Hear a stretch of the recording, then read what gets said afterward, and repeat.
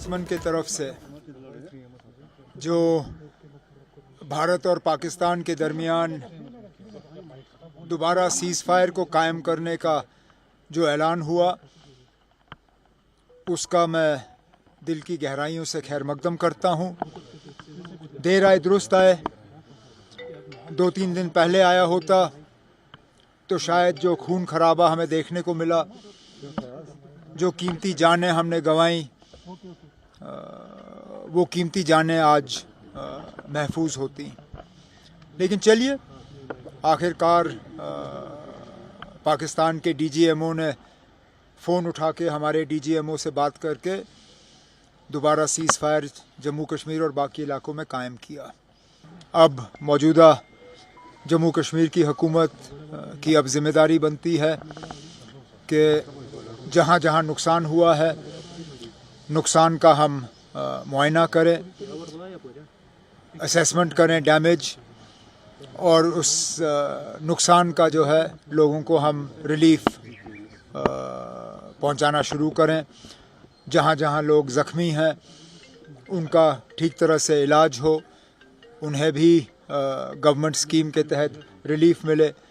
और जैसे आज सुबह ऐलान हुआ है, जहाँ जहाँ कीमती जानें गई हैं उन लोगों को हम वापस नहीं ला सकते, लेकिन कम से कम उनके गम में शरीक होकर उन घरों को हम थोड़ा सा रिलीफ पहुंचाने का काम करेंगे। PDP सदर महबूबा मुफ्ती ने जंगबंदी के फैसले का खैर मकदम किया, क्या कहा उन्होंने, आइए आपको सुनाते। नहीं, तो सबसे पहले हम डोनाल्ड ट्रंप का हम शुक्रिया अदा करेंगे कि इन्होंने उसमें इंटरवीन किया, और उसके साथ साथ मैं अपने मुल्क की लीडरशिप को भी मुबारकबाद देना चाहती हूँ, और पाकिस्तान का भी हम शुक्रिया अदा करना चाहते हैं कि इस वक्त दोनों मुल्क आपस में जो है सीज़ फायर के लिए एग्री कर गए। क्योंकि सबसे ज़्यादा जो तकलीफ़ होती है जब हमारे मुल्क और पाकिस्तान के बीच में जंग होती है, तो वो जम्मू कश्मीर के लोगों को होती है। ये बॉर्डर स्टेट है, और जो भी जंग लड़ी जाती है हमारे बॉर्डर्स के ऊपर लड़ी जाती है। तो ऐसे में हमारे कई लोग, जिसमें बच्चे थे, औरतें थे, आपने देखा इन दिनों में यहाँ भी और वहाँ भी मारे गए। बहुत प्रॉपर्टी का नुकसान हुआ, और लोगों का जीना जिसको कहते हैं हराम हो गया। हस्पताल हमारे बड़े हैं, पार भी बड़े हुए हैं।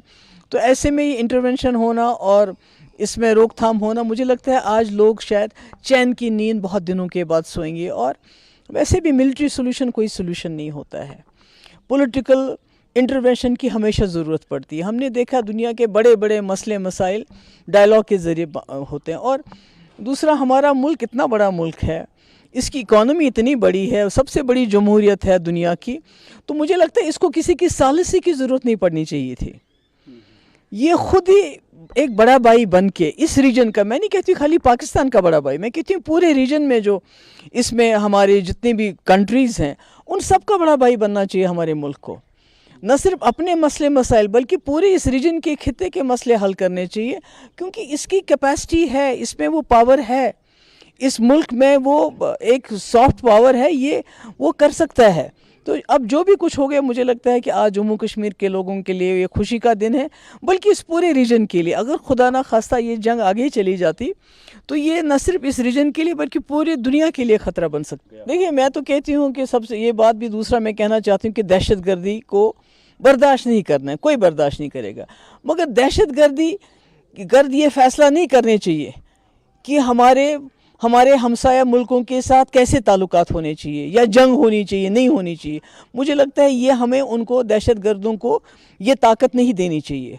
इसलिए आज मौका मिल रहा है, इसमें डोनाल्ड ट्रंप ने इंटरवीन किया, शायद थोड़ा देर से किया, पहले भी कर सकते थे, इंटरवीन किया, बहुत अच्छी बात है। मगर मुझे लगता है अब हिंदुस्तान और पाकिस्तान को इस प्रोसेस को आगे ले जाना चाहिए, ताकि कभी इस ऐसे हालात ना बने आगे भी।